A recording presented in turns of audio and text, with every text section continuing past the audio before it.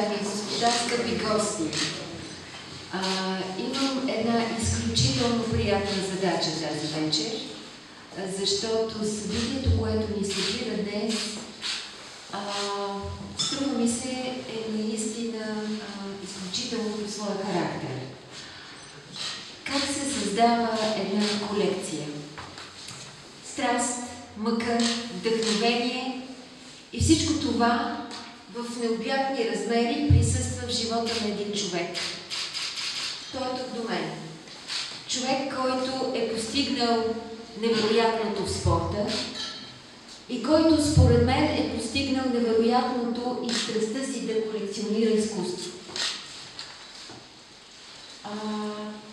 Неговите разкази са наистина уникални и този, който не се е заслушвал в тях, не знае какво означава да събираш картина по картина, автор след автор, ден след ден, да изживяваш радостта, мъката и щастието, да притежаваш красота. Бих искала да му благодаря сърдечно за жеста, който прави към Националната галерия, защото да показваме част от неговата колекция е наистина невероятна възможност да съзерцаваме картините, които той е събирал през целия си живот. Тази вечер ни събира и неговата колекция, но и невероятното изкуство на Васил Бараков. Позволете ми да дам думата на Мария Василева, която направи подбора и реализира изложбата. Добър вечер на всички. През 1988 година имах невероятното щастие и привилегия да прекарам известно време в ателието на Васил Бараков в Драгалевци. Няколко часа, няколко дена и това е един много силен емоционален спомен, който и до ден днешен е останал в мене и е много ярък. Спомням си този човек, вече почти отделил се от тленното, няколко години преди да почине, улекнал, свит на своя стол, скромен, разбира се, внимателно обгрижван от неговия син Мирко, който тук е също сред нас и го поздравявам. Един човек, който имаше огромно желание да говори. Говореше тихо, говореше спокойно, говореше с доброта и с някаква невероятна скрита вътрешна емоция. Беше странно преживяване. Един контраст между Васил Бараков с треперещи ръце, скромен, неговата аскетична атмосфера на ателието, изключително скромна, и гигантската мощ на картините от стената. Като че ли този човек беше събирал и продължаваше да събира всяка капчица от своята енергия, за да я въплати в последната картина, в последната маска, в най-истинското произведение, което ще създаде. Не случайно казвам това, защото от целия няколкодневен разговор останах с точно това впечатление. Като че ли той не беше сигурен, че е направил най-добрата картина. Не е стигнал до онази еманация на изкуството, към която винаги се стремява. Ние знаем, че това не е съвсем така. Васил Бараков страшно много искаше да говори и да споделя. Разговаряхме за миналото, за бараците, за периода на култа, разговаряхме за неговите учители, за приятелите. Между другото, всички той наричаше мили добри хора. Мили добри хора. Напоследък не чувам тези думи от никой. Отнасяше се със страхотна доброта към всичко, което се е случило в живота му и към всички хора, които са преминали през този живот. Говореше с умиление за учителя си в изкуството Цено Тодоров и за уроците, които е получил от него. Говореше с възхита за своите колеги художници. Петър Младенов, Иван Ненов, Борис Иванов, Кирил Петров, Дечко Озунов. Търсеше потвърждение. Данил Дечев е голямо нещо, нали? Питаше той. За Владо Рилски, за Перец, за Злато Бояджиев. Тогава той пишеше спомени за Злато Бояджиев. Искаше да ги издаде. Не знам какво е станало с тези спомени, но помна листовете хартия, написани с молив, на ръка, разбира се. И много пазят се. Значи, може би някой ден ще ги видим публикувани. Страшно държеше да чете откази от тези спомени. Аз съм избрал един фрагмент. За Злато формата, подсказана от древността, заедно с припламващите багри, плътната фактура на прегорелите земни гами и тази изначална жизненост събуждат дремещите сили, потулени изпод дълбините народната душа. Това са обичаите и обредите на нашата древност. Местинари, кукери, овчари, коледари, обладани от мистични видения, с неудържима дионисиевска мощ, разчупват обръча и заиграват. Това е светът на Злато. Едни думи, в които има страшно много емоция и голямо обожание и уважение към този автор.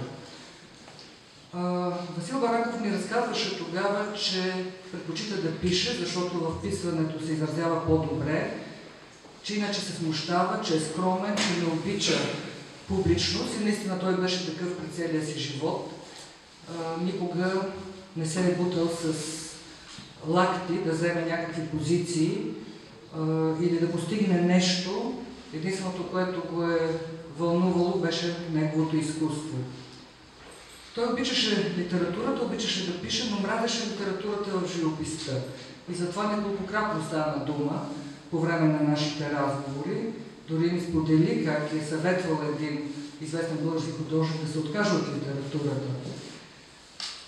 Защото литературата няма място в живописта. Сподели ми следното. Бях направила една картина "Човек и природа" и даже се бях възгордяла. Представляваше огромни скали, долу в ниското мост и на него едно малко човече. Но това е литература, а литературната тема не трябва да бъде тема на живописта.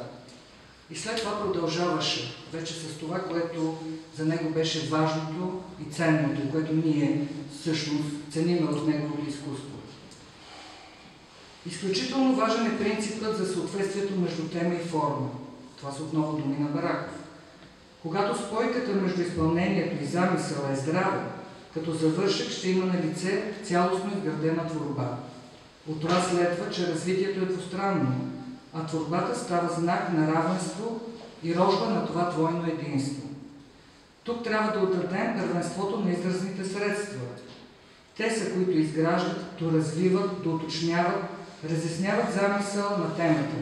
Само добре овладените изразни средства изпълняват тази важна функция и цялостно изявена тема. През цялото време Васил Бараков се връщаше към миналото, към настоящето, прескачаше от една тема към друга. Разбира се, Родопите, които са акцент на тази експозиция. Родопите са грандиозна работа, казваше той. Човек там се чувства съвсем немощен, като мушица. Много трудно рисувам, мъчно върви. От една година съм почнал едни работи, но тая моя взискателност много ме спъва. Аз изхождам от най-голямото, а нямам сили. Много неща аз отричам, съзнанието ми някак си се преобърна. Аз не се подавам на външни влияния, но това мое чувство за формата, като с нож, някак си умеква, доста се измени. Това го осъзнах късно. Голяма борба беше да върна поне малко от първия си период. Едва последните години направих някои хубави работи. Тази невероятна взискателност беше много типична за Васил Бараков или за Бай Васил, както по-близките го наричаха. Тази неудовлетвореност от постигнатото. Накрая на разговора ми наистина ме смути с отговор на моя въпрос, кое е било най-голямото обучение в живота му. Тогава аз очаквах други отговори. През 1988 година ни интересуваха други неща, по-злободневни, свързани с периода на култа, Той обаче отдавна се беше отделил от конкретиката, от конкретното битие, от древните житейски незгоди и радости дори. Той ми говори на този въпрос така, че не можа да се развия както трябва като художник. Това беше смущаващо и невероятно, но аз го приемам с спокойствие, като изявление на един човек, който е бил страшно принципен, страшно отговорен към това, което прави. И все пак се надявам, че дълбоко някъде в сърцето си той е осъзнавал какво е постигнал. Страшно много благодаря на Боян Радев за това, че събира тези произведения и ни дава повод през изложбите, които прави. Това е важен момент, това споделяне на колекциите, да си спомняме за такива големи художници, като Васил Бараков. Благодаря.